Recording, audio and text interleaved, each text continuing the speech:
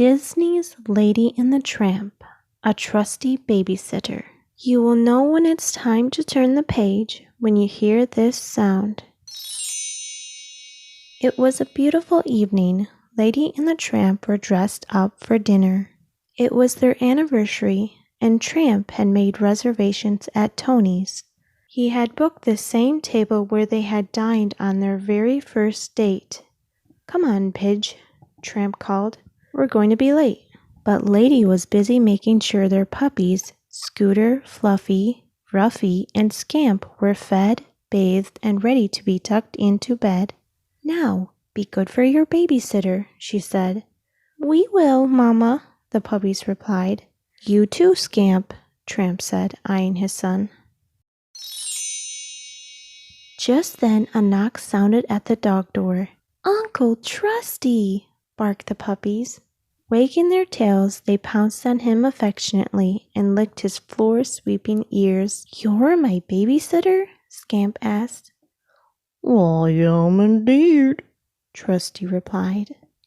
"Don't let him get you into any trouble," Tramp said. "Trouble? Why, this little young'un wouldn't dream of giving Uncle Trusty any trouble," said the old dog. "Would you, Scamp?" Lady and Tramp kissed their puppies good night and headed towards the dog door. "Don't let the puppies stay up too late," Lady told her old friend. "One bedtime story, and then it's straight to bed." "Oh, don't you worry, little lady," Trusty said. "If my grandpappy taught me anything, it's how to put a dog to bed. I'll have him snoring away like an old sawmill in no time."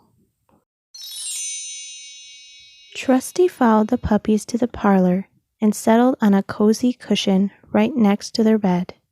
"Now then, where was I?" he said. "You were going to tell us a bedtime story," Scooter said. "Oh, yes," Trusty chuckled. "A bedtime story, fine idea. Don't mind if I do. Let's see now. How does it begin? Once upon a time, "Time?" Fluffy suggested. No. Uncle Trusty shook his head. Or wait, maybe yes. That sounds familiar. Once upon a time." He restarted. Where was I again?" While Trusty tried to remember his story, Scooter, Fluffy, and Ruffy yawned and closed their eyes. Soon they were fast asleep. Trusty smiled down at the pups. "Well, now, that wasn't so hard," he said. "I don't know why Lady went on so. I do declare, there's nothing to putting pups to bed. Sweet dreams, little young'uns." Trusty leaned over the puppy's basket to give each one a gentle peck. "Wait one doggone minute," he said as he came to the third and final furry forehead. "Weren't there 4 of you before?" Scamp was gone. "Which way did he go?" Trusty asked, turning around. He turned 2 more times, but Scamp still wasn't there. Trusty put his nose to the floor in search of Scamp's trail. Unfortunately, Trusty's sense of smell had been gone for years. But that had never stopped him before, and it wasn't going to stop him now. Trusty sniffed and sniffed, following his nose straight into the piano. "Oh, excuse me, ma'am," he said. Slowly, Trusty made his way to the kitchen, which looked as if a storm had just blown through it. There were smashed eggs everywhere, milk bottles lay empty, their cartons forming puddles on the floor. Big sacks of flour had been torn apart. "I'd say the pup's been here," Trusty said with a sigh. Scamp wasn't there anymore, but he had left behind a trail of floury paw prints. Trusty followed the paw prints into the living room. It looked even worse in the kitchen.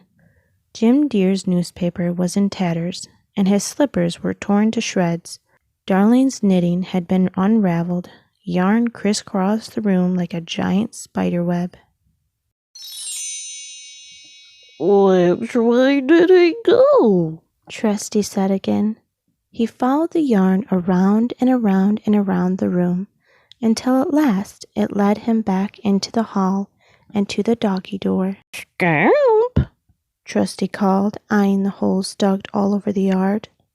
Scamp, you come on back in here, you hear me? Listen to Uncle Trusty now. But if Scamp heard Trusty, he wasn't letting on. Trusty was about to call Scamp again when he noticed a hole at the base of the wooden fence. His old heart began to thump loudly. Trusty hurried over to the fence as fast as his stiff old legs would allow. Doggone it. The pup's gone and flown the coop, he moaned. What was he going to do?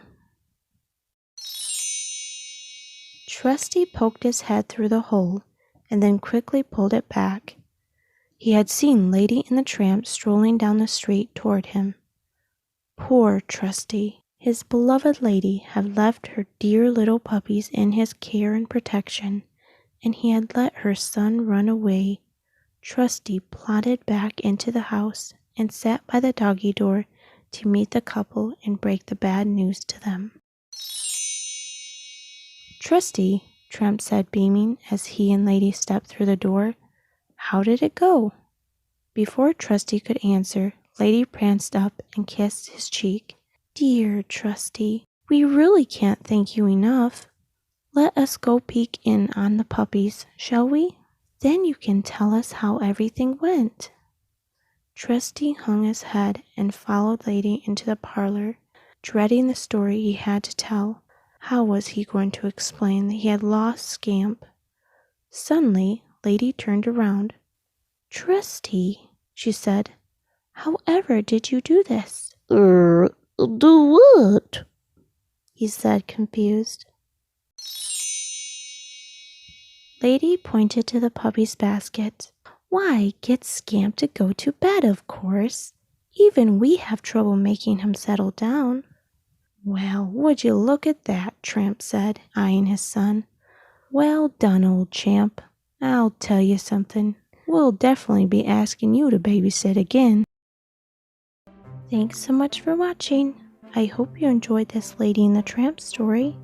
If you'd like to hear other Disney stories, please check my playlist down below for more Disney stories like the Aristocats, Aladdin, Sleeping Beauty, 101 Dalmatians, Frozen, and many others. And please don't forget to subscribe for more new stories every week. Thank you, and goodbye for now.